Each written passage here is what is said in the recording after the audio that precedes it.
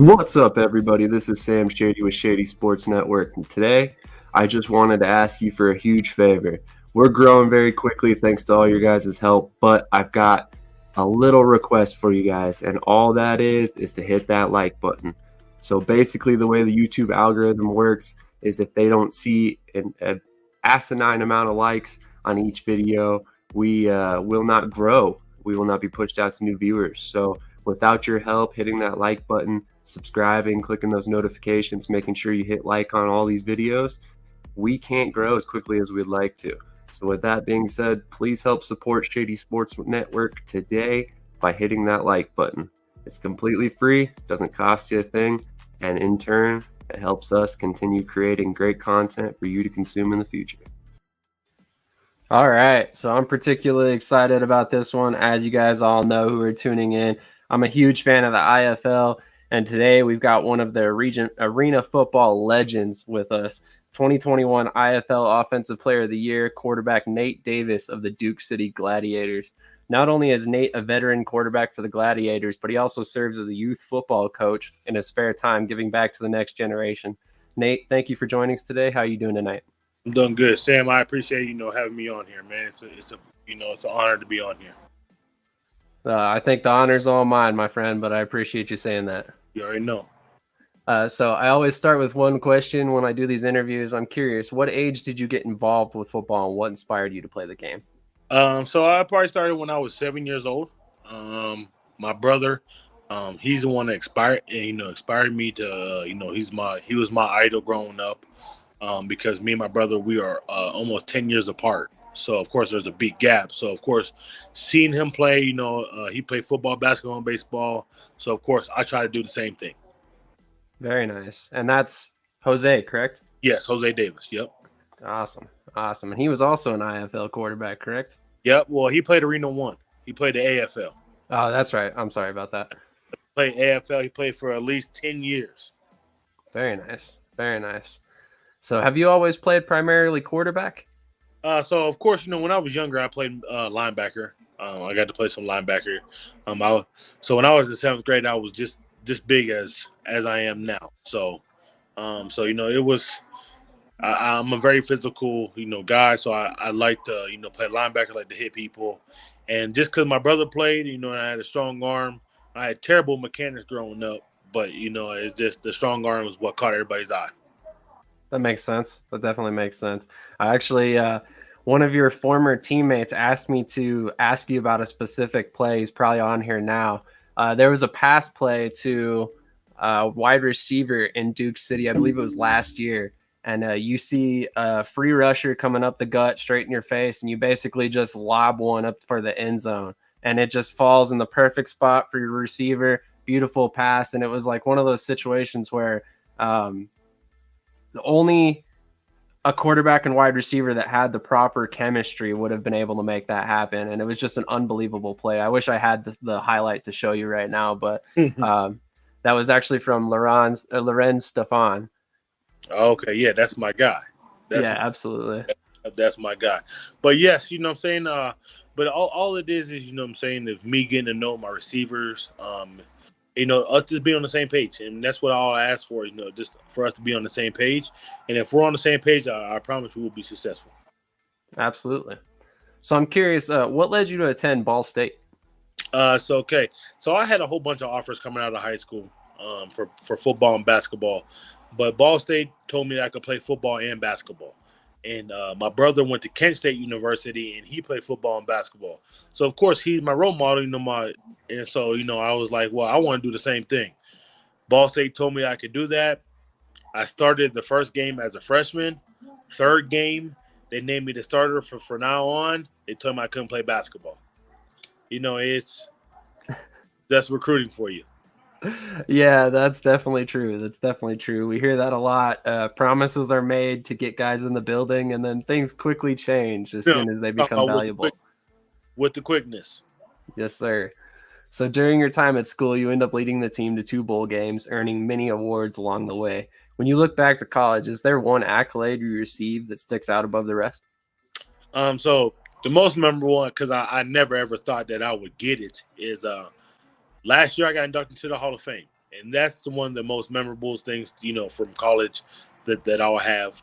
And then also the game time memorable is when my junior year we went 12-0, and everybody in the stands rushed the field. I've never had that done. I've always seen it on TV. I always wanted to be a part of it, and it actually happened. It was probably one of the best feelings ever. That's amazing. That's amazing. I can only imagine the feeling you must have had at that point. So you end up earning the starting job fairly quickly, as you spoke about. You go on to start 3 seasons for the school. You attempt over 1,100 passes, completing over 60% of your attempts, and you fall just shy of 10,000 passing yards. And you manage a 3-to-1 touchdown to interception ratio.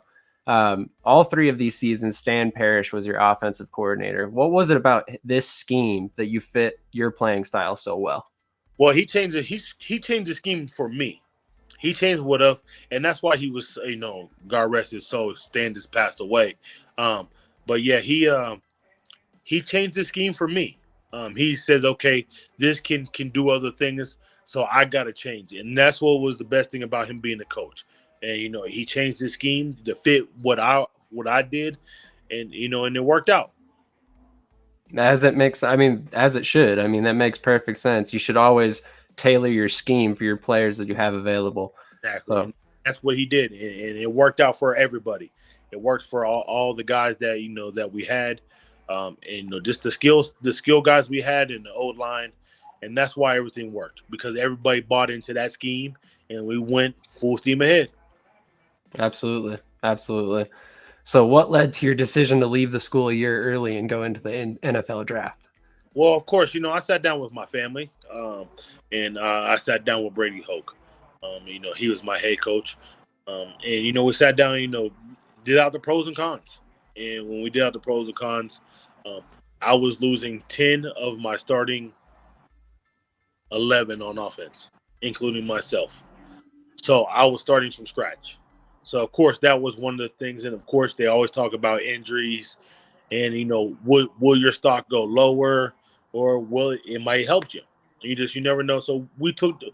They were telling me that I had a good shot um, of going first round, and I said okay then. And I went for it.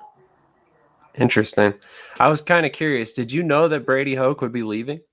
Yeah. So I found out early. Yes, you know what I'm saying. I did. I found out early that he was going to be leaving early. Okay. I mean, that makes sense. I would imagine that factored into your decision, Of course. even though Parrish ended up the head coach to replace him. Yes, of course. But yeah, you know what I'm saying. I really Coach Hoke was a great role model for me. Also with Sam Parrish, but what I'm saying, I really believed in what Coach Hoke had in store for me, and he thought that was the best fit for me. Hey, that's perfectly fair. I mean, Brady Hoke is a very great coach, and I definitely understand that thought process. Yep. So you end up being selected in the 5th round by the San Francisco 49ers, who at the time were coached by a former linebacker in Mike Singletary. What did you like or dislike about Singletary's coaching style? What I liked is he was so motivational. That's the one thing I really liked about him. He'd have you ready to run through a wall. That's the one thing about him. He was very motivational. The only thing I didn't like was he was so uptight. Saying in offense you got to be loose. You got to be able to be loose, and you couldn't have guys uptight, be scared to make a mistake, and all that. So that was the one thing I didn't like, and that's why I felt like that we were a little rough while we were there. That makes sense. That definitely makes sense. I mean, he is definitely an intense individual from everything I've seen. You know what I'm saying? Everything's got to be in rhythm. You can't be intense on offense. Everything's got to be in sync. So and that's where it kind of clash heads there. You know what I'm saying? And that's why, I mean, don't get me wrong. He's a great coach. You know what I'm saying? A great coach. But that was just what it was. You know what I'm saying? He just couldn't, dial it down for the offense. Oh yeah, I definitely understand that completely. So you end up leaving, excuse me, the 49ers after the 2010 season and bounce around a little bit. Talk to our audience about how hard it can be to be a practice squad player in the NFL. It's hard. Because see, here was the wrong problem with me, and that was just me being hard headed back then. And this is probably one of the reasons why that I got out to NFL so soon, is because I've never learned how to sit. I've always been the starter. Growing up as a kid, all the way, and I went to Ball State Division I college. I started as a true freshman, played all the way, didn't get to the NFL. I was sitting. Now during practices, they had me blocking Justin Smith. I'm not big enough to block a 300-pound lineman, so that's where it was a little hard for me, and I didn't know how to adjust. So of course, you know what I'm saying. If I had to do it all over again, you you get in where you fit in. That's where I tell kids now, hey, you get in where you fit in. So as long as you just get in, you fit in of where you think you are. If they tell you to play linebacker, play linebacker. They play O line, do whatever they say. You know what I'm saying? That's how you fit in. But it's very hard to get to be on a practice squad because of course you want to be on that 53-man roster because of course that's every little kid's goal is to be on that 53-man roster. And I got a chance to be on there for 2 years, but hey, I fell short because I was stubborn. That's the reason why um, I left the 49ers because I went to Seattle. They said they would give me a shot. Get there, I don't get a shot. And then that lockout happens, and then I go to the Colts, and of course they're dealing with the Peyton Manning thing, so I don't fit in that scheme. So it was a rough time, but you know what I'm saying? It was a great experience, and it was a blessing. I love how you put that. I mean, yeah, it was probably a very rough time in your life, but at the same time, I imagine it made you who you are today. 100%. Yes, it was definitely a blessing for sure, because of course you see how the business side is. You know what I'm saying? Because that's what it all comes down to. You know what I'm saying? It's not all about just football. It's not about just football. Because of course, I thought I had just enough skills to play on the team, just like everybody else did. But at the end of the day, Alex Smith is making millions of dollars, and I'm making chump change. So of course, who they gonna play? They gonna play him over me. So and that's where it gets a little frustrating, and you know what I'm saying. But that's why they tell you get in where you fit in, and that's where I didn't do it. Hey, that's fair. I mean, I know a lot of players, the vast majority of quarterbacks specifically, that do not want to change positions. So I Oh, don't think you're a trailblazer by anything. yeah, definitely not. I mean, yeah, they asked me to be tight end. That's one of the things the 49ers asked me to do. They said, okay, you can block okay, but you know what I'm saying? You're not fast, but hey, you can catch the ball. So how about you try to move the tight end? Oh, Oh, I lost you. You there? You there? yeah, we're good. Okay, I'm sorry. Sorry about that. You're But good, man. Don't worry about it. but yeah, so that's where what I'm saying. I'm not big enough to be blocking deep defensive ends or stuff like that. So I was like, nah, that's not my fit. You know what I'm saying? And it's not where I want to be. So that's the plan they had for me. That's not the plan that I wanted, and so that's why I was like, well, I'll just take a trade, and that's what happened. That's fair. I mean, out of curiosity, you're what, 6'2", 220? Yep, 6'2", 225. Would it have changed your mind at all if they had asked you to play running back, perhaps, instead of tight end? No, not at all, because I'm slow as Moses. so I'm not gonna be, what I'm saying, I'm a pocket passer. I'm not that, what I'm saying. Yes, I can get you some yards, yeah, Yeah, but my thing is I'm trying to throw that rock. That's what I'm trying to do. I'm really trying to throw that rock, and that's what I love to do. Yes, I can make some plays with my legs, but that's not who I am. I'm the guy that's going to throw a lot of touchdowns, make a lot of completions.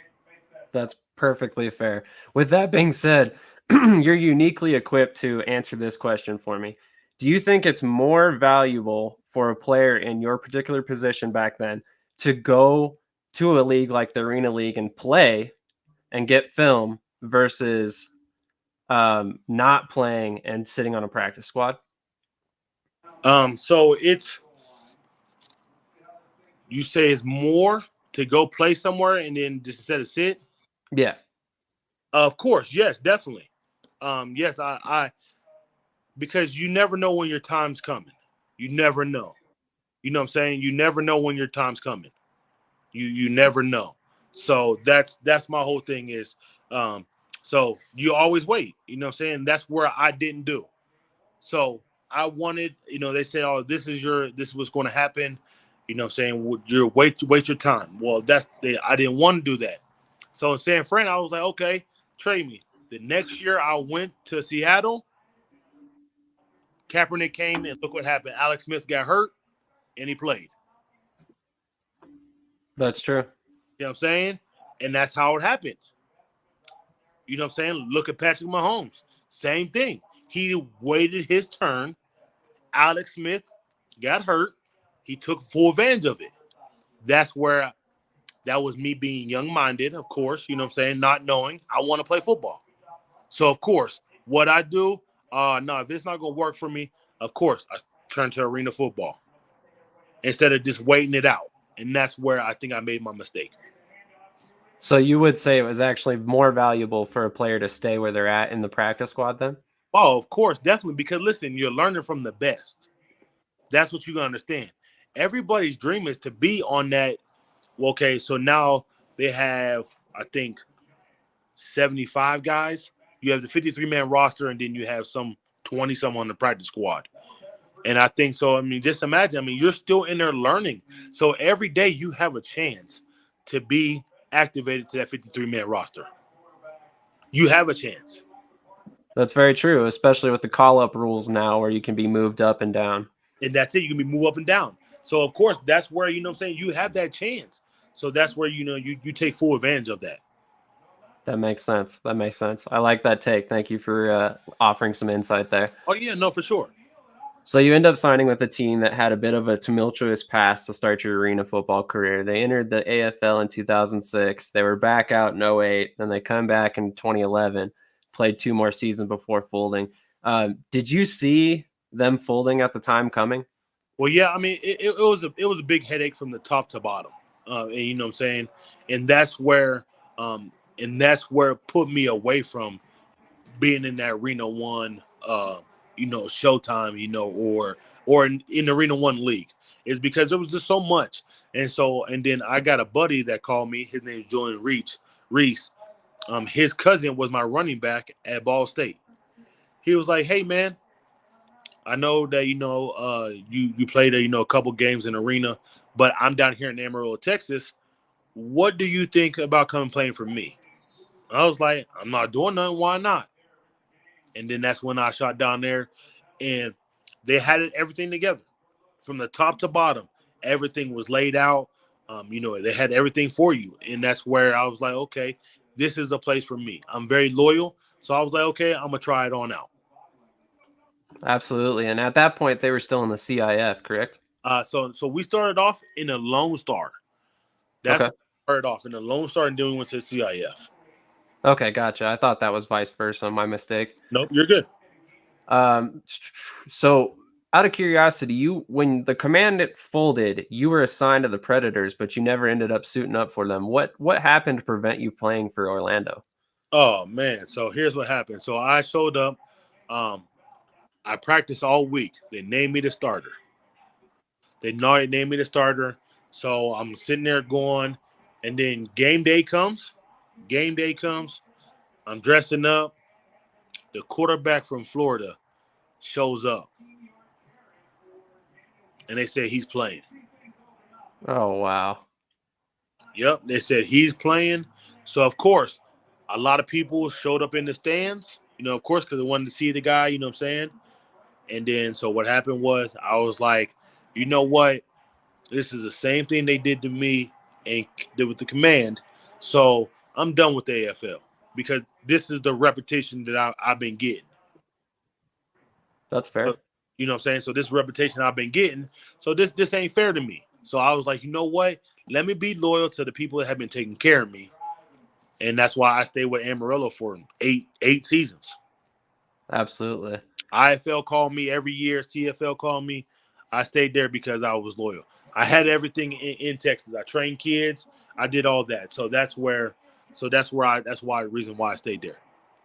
Interesting. I was going to ask if you pursued the CFL, the XFL, stuff like that, because I'm sure you had offers. Oh, yes. I had offers every year. It's just that I had everything made. You know what I'm saying? I had a town that was behind me. I train kids also, so I had a bunch of kids that I trained. Of course, that comes to play in a lot. You know what I'm saying? You just don't want to up and leave the kids that you're starting to train. You don't want to do that. You know what I'm saying? Because you put so much time in them, and that's why, you know what I'm saying, I'm so loyal to these kids that, I put so much training into them. I want to see their every step. But, once you leave, you miss those. So that's where, what I'm saying, that's where I was then. That's amazing, man. That's amazing. You made sacrifices in your career for the kids. Of course. Oh man. That's amazing. Like I knew you were a good guy because you're out there teaching and coaching football for the youth in the first place. But that's amazing, man. Good for you. I appreciate it. But I want to run through some comments real quick. We got quite a few of them rolling in. So we got Vinny Gregory says gang. My dog. Primes Darren, my dog. Yes. Nate the goat. You already know. Amy Ackroyd Whitler. Hopefully I pronounced that right. Charles Lopez, great interview. Thank you, sir. I appreciate that. Gina, great interview. That's the owner of the Duke City Gladiators who actually set this whole thing up. So thank you. I appreciate you. And then Haran O'Neill, the coach of the Salina Liberty, asks, who is the best receiver you've ever thrown to in the indoor game? So, of course. So that last one, it was a blessing to play with Delo Davis. That's I would say he knows the game so much. He just knows the game so much, and that's why we threw so many touchdowns together, and we watched so much film together. Delo's my number one, and Amy's my number two. So those are the guys that I had for my record-breaking year. And then Sip Elmore, that would be my number three because of all the stuff that and then my number four would be Raymond Johnson. That's who I played with in Amarillo for a long time. And nice. Della is just, man, he's just so smart at the game. He knows. The only thing is, and you have to have a veteran with him because if he sees something open, that's where he's going. So, and that's where me and him, we got on the same page of, hey, man, we know what coverage it is. You know where the opening is. You should be there. Absolutely. And I'll make sure the ball's there. Absolutely. So you end up playing for the Amarillo Venom for many years, but the Lone Star Football League for the 2012 and 2013 seasons, you lead them to the Lone Star Bowl, winning both years. Talk to me about how it felt after everything you had been through in your career to that point to get these two victories. Of course, you know what I'm saying? I've never won a championship before in my life. So, of course, that's one of the milestones that I've always wanted, to win the championship. I never won a state championship in high school. I didn't win our GMAC Bowl. None of the in Ball State. So that's where I got to the Lone Star. I got two of them. I was very excited, but of course, you want more. And I was with them for a long time. I've been to the championships probably about 7 times and didn't win ever again. So you know what I'm saying. So I've been there a lot of times, just didn't finish. That's crazy. That's crazy. I mean, so you've basically been a championship every other year for your entire career. Yep. That's insane. I was there until until we just never finished. That's all it was. We just never finished. It happens sometimes. For sure. I mean, even the greatest teams. Yep, exactly. You know what I'm saying? It does. It happens to a lot of teams. But hey, you know what I'm saying? We just gotta, I learned from those. You know what I'm saying? That's what I took from them. You know what I'm saying? Yes, we lost. Those when you learn the most. Of course, you're supposed to win. But what do you take from the losses to improve yourself? I like that. I like that a lot. I mean, that makes perfect sense. You're gonna win. You're gonna learn just as much from losing as you are from winning. Yep, for sure. So I'm curious, what ended up leading to your move to the Rio Grande Valley Soul? So I was, talking to the owner, and things wasn't, we wasn't seeing eye to eye. So a couple of my buddies was like, hey, we're going to this new team. You should come too. So, I thought about it, what I'm saying. But then before I was just out there, what I'm saying. I went back home, came out there for the season, went back home. That's when I was just, what I'm saying, halfway in. But once I left Rio, when I went to Rio Grande, I was down there for a year. We folded. So of course, that was the worst feeling ever. Is that you're having that was probably one of the best teams I've ever been on, and we folded. We couldn't finish because of our owner didn't pay the insurance. So of course, that sucked. You know what I'm saying? So I went back to my roots, where they took care of me, everything like that. So why not go back? So once I went back there, I stayed for 6 more seasons. Yes, sir. Exactly.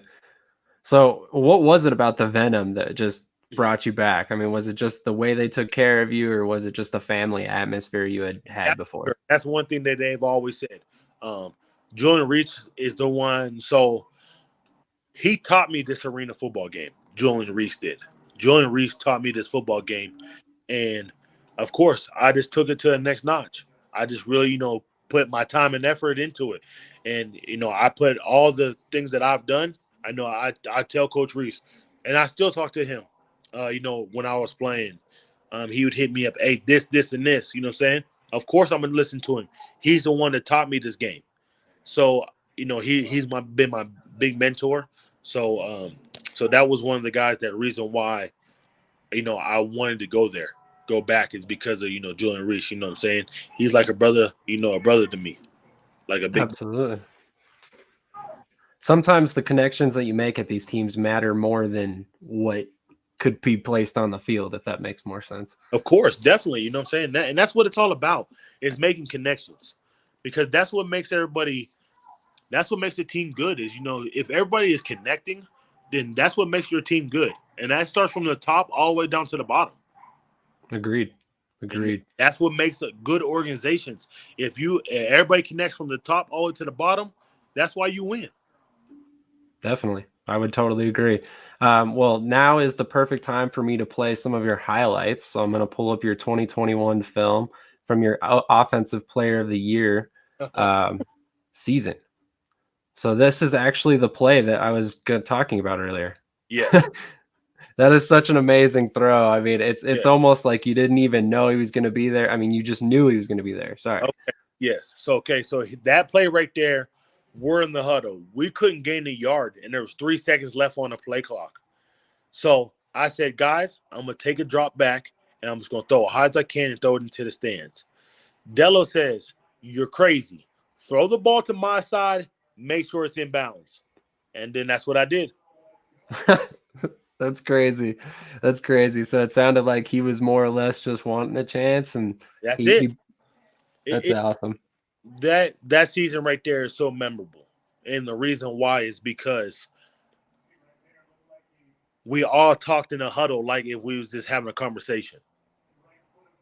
And that's how guys call plays. You know what I'm saying? Not our offense coordinator just call the plays all the time. Nah, we would all call plays. This is what they saw. This is what they saw. Hey, this is open. Throw me the ball. And that's what happened. And I just trust them because we watched so much film together. They're seeing the same thing I am. But, of course, I can't look at everybody. And that's what they're telling me. Hey, I'm open on the backside. Throw me the ball. Definitely. You're talking about how you're slow. That was a perfectly good scramble. I don't know what you're talking about. Yeah, I understand. Like I said, I can make plays happen. Yeah. Like this, see what I'm saying?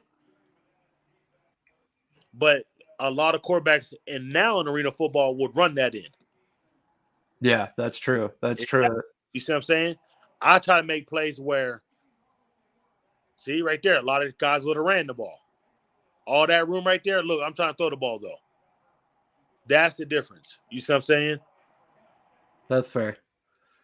So you're more Peyton Manning than, holy cow, that was a catch. Wow. Gotcha. So we got a couple more comments I'm going to run through real quick. Carlos says, Nate, go from the Albuquerque Regulators. Primes, Darren, Primes is your number 5 receiver. And he laughs to himself. Jordan Mosley had a front row seat every weekend. All 4 together were colossal in 2021. Yeah, that was my center.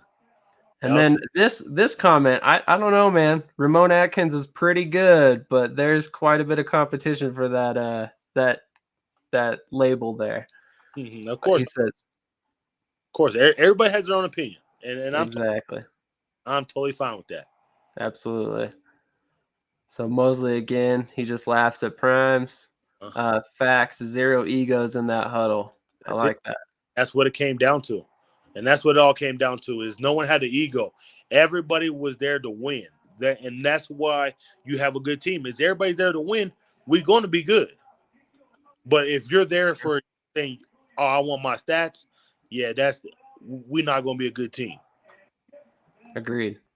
So I'm curious, you were with the Venom for many years, so I feel like you probably had an idea that some things were coming with them when they withdrew from the AFA and have since been placed for sale. I mean, did you end up knowing this was coming prior to hand? Well, of course, yes. So the owner, you know what I'm saying, I've talked to her plenty of times, you know what I'm saying, we had a better relationship. It's just that 1 year when I went to Rio Grande, we didn't see eye to eye. But then after that, we saw eye to eye every time. And of course, she kept me in the loop. And then once in 2019, when Duke City won the championship, when I heard that they were going to the IFL, I was like, okay, you know, this is a chance for me to get, to play on a bigger scale. And so, and I took that chance. And another thing is another reason why it brought me down here, of course, Dello. And then Coach Tino kept on hitting my line every year, all the way back since 2015. He kept on saying, hey, come down here to Duke City. Come down here to Duke City. Well, I finally took a chance in 2019. After the 2019 season, I said, you know what? I'm going to take a chance. Let me see what happens. And the rest is history books. Definitely. So we got one more question. This is the question I was asking you before we came on camera. Are you coming back to play? So, of course, you know what I'm saying? My goal is to come back and play. But I got to make sure that I'm healthy and all that. My main goal right now is just to stay healthy. You know what I'm saying? I just gotta get back to 100%. So all these highlights you see, that I can be doing the same thing. You know, that's the whole main goal. Absolutely. You know what I'm saying? Like, they love the kids. So, you know what I'm saying? It's a big thing down here, with me coaching this team. So that's what it all comes down to. Definitely. So when did you get involved with coaching youth football and what prompted this decision? So what happens is, I train kids here. So that's what I do, on my off time. Of course, and then also I coach football now. Well, I train kids. One of the parents asked me, I trained his son. He was like, hey, would you think about how would you feel about coaching, my son's Pop Warner team? I was like, of course. You know what I'm saying? I'm down. You know what I'm saying? Gives me something to do. And I love it. Of course, I love football. And that's the reason why Carlos said that in the messages, because he never, he never asked me. But Carlos comes to all the games. I see Carlos, him and his kids. But Carlos came on late with Pop Warner here in Albuquerque. So the parent asked me, and I said, of course, I'm down.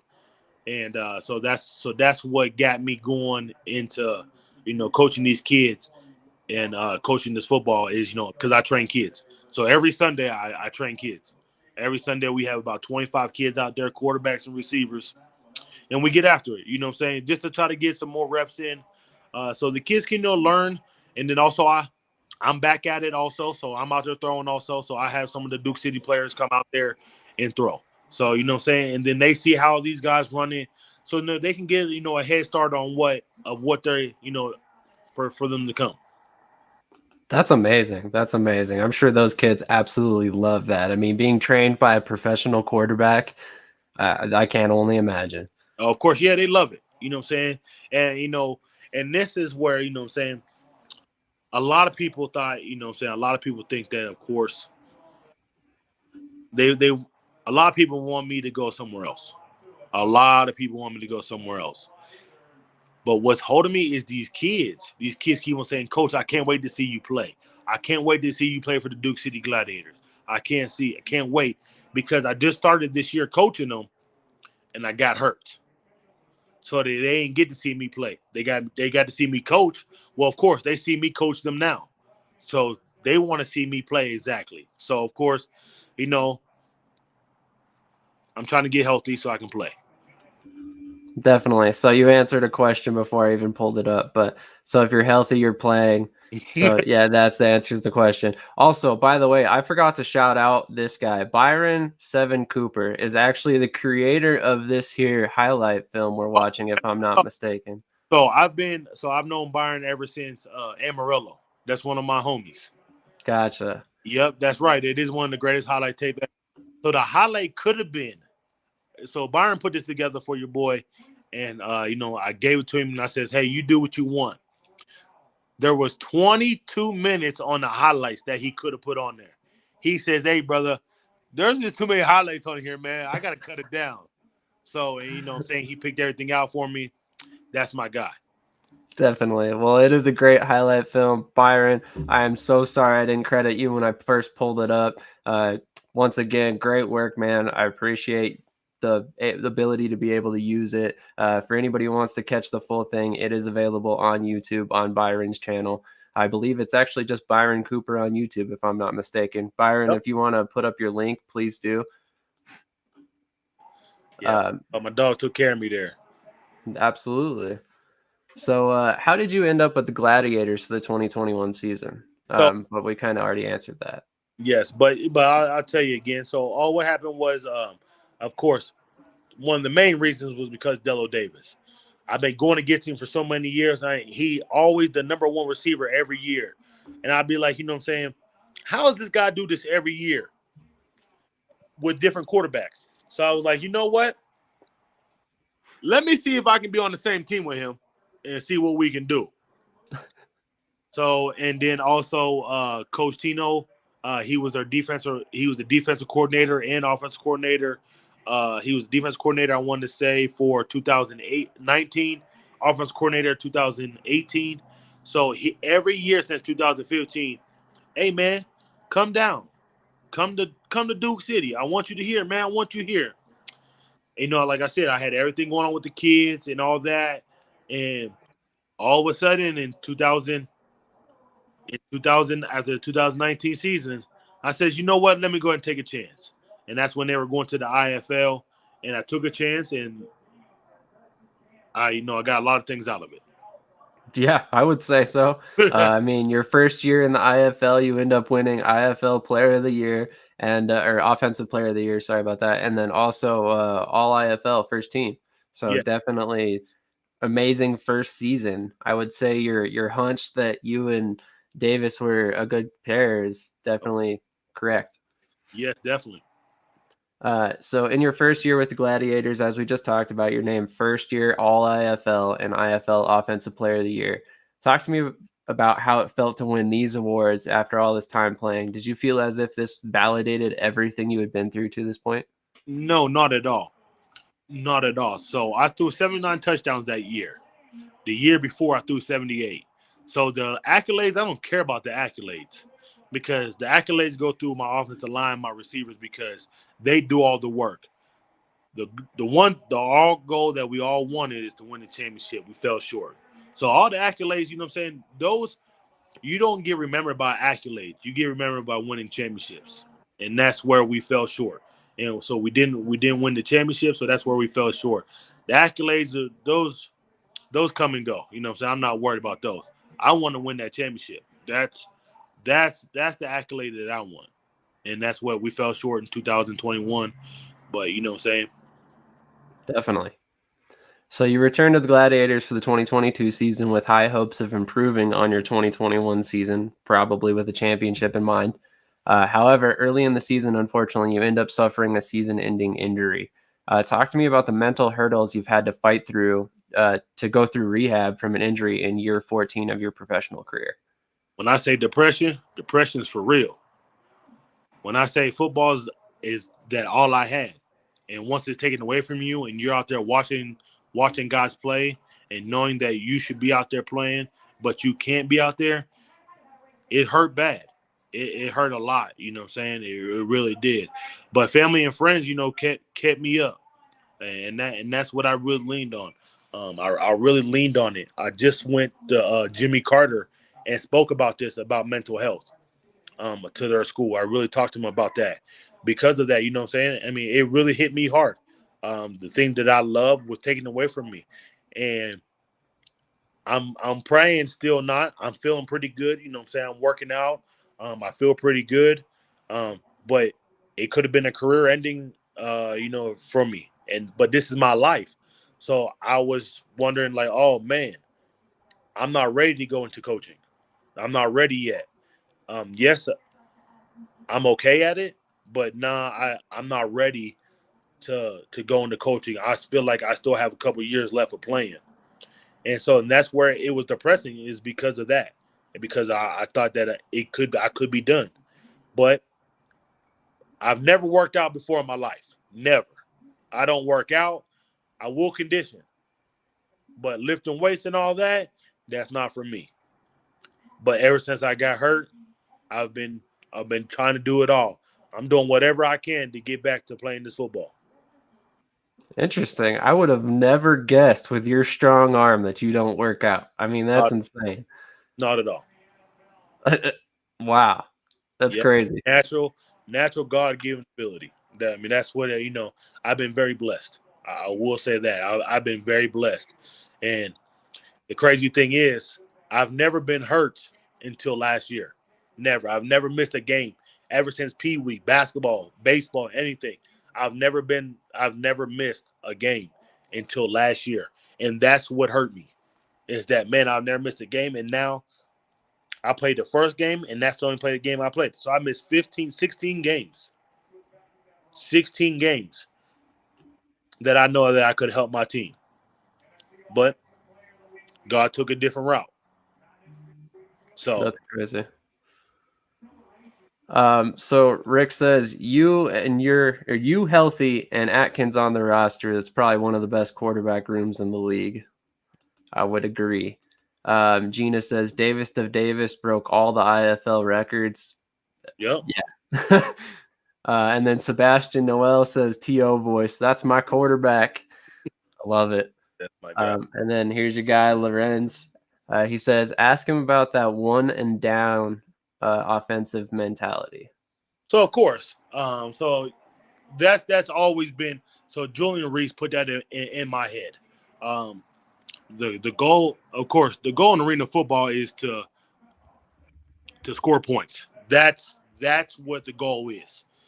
Julian Reese was like, well, the best way is one play and done. That's the best way. So of course, if you ever see our offense, you see we always have a lot of big plays. Well, of course, that's always been my thing. Hey, touchdown, check down. And if you're gonna give me that touchdown every time, I'm gonna take it.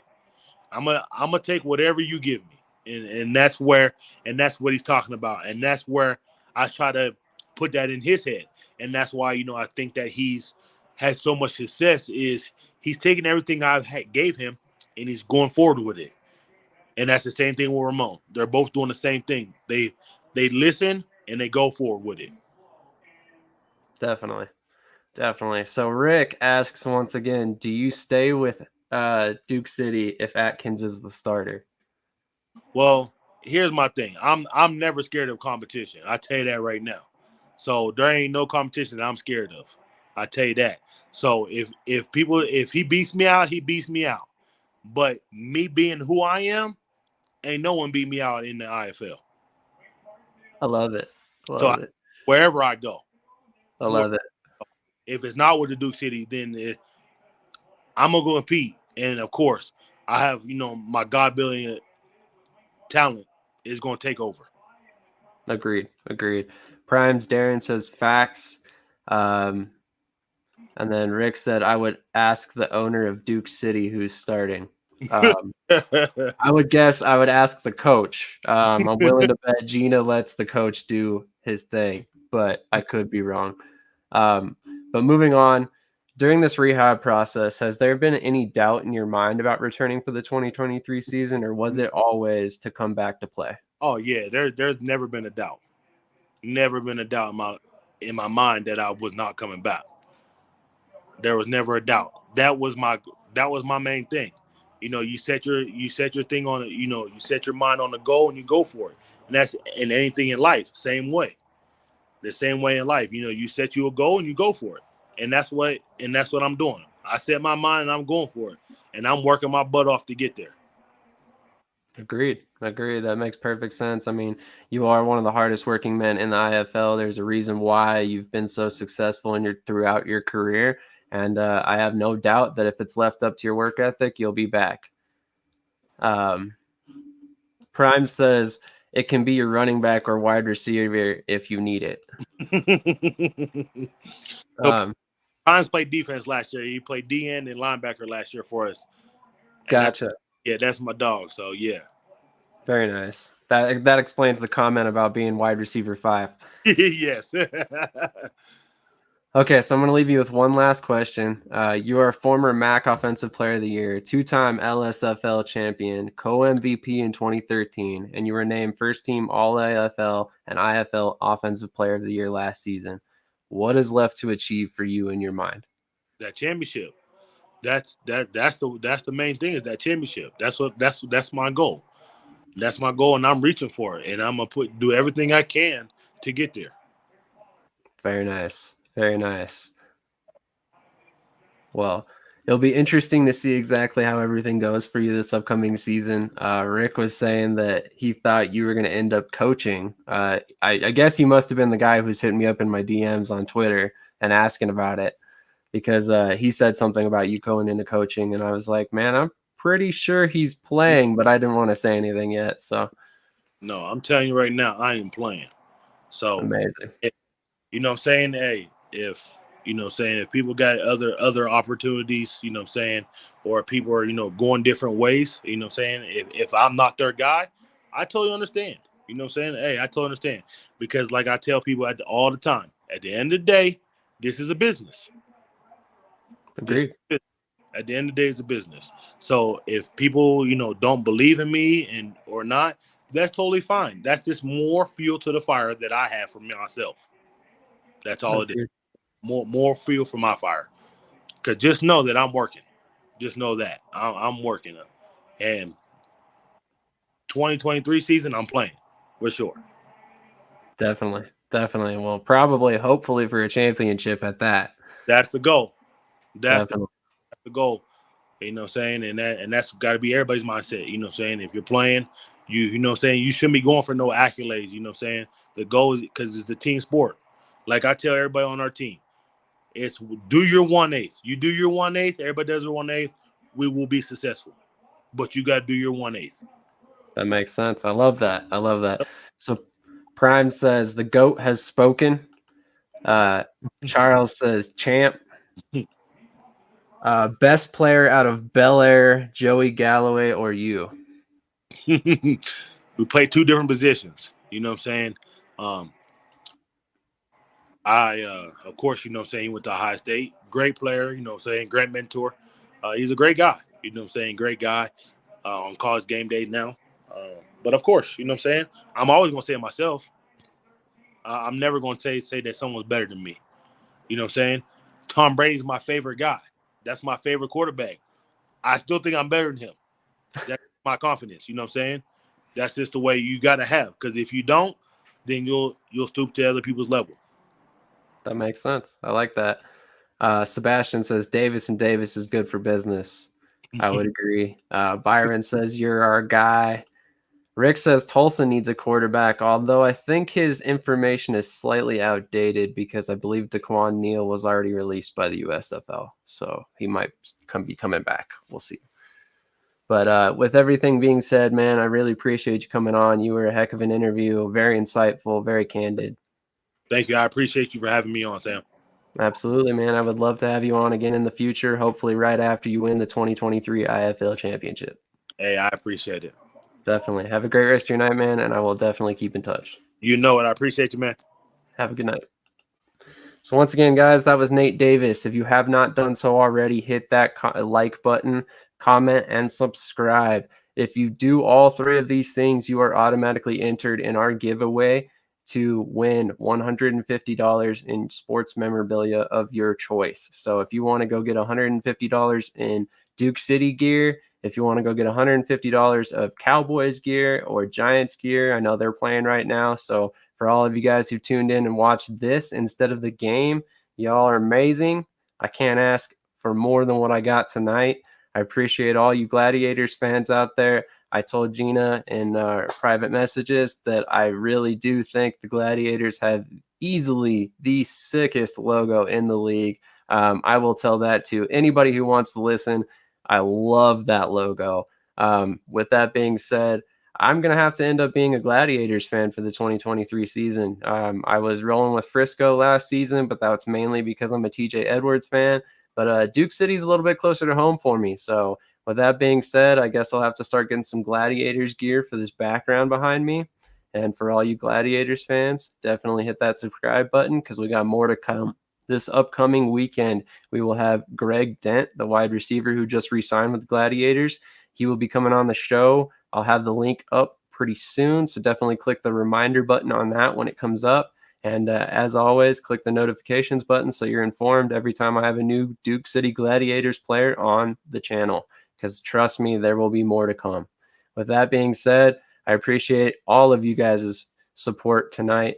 If you have not hit that like button, make sure you do so, and I'll catch you guys tomorrow or the next day. Sorry, Wednesday. Justin Arth has an announcement. Former Tulsa quarterback, actually, Rick. You mentioned the Tulsa quarterback. You might want to tune in on Wednesday because Justin Arth has an announcement about where he will be landing for the 2023 season. Have a great night, and I'll catch you on Wednesday.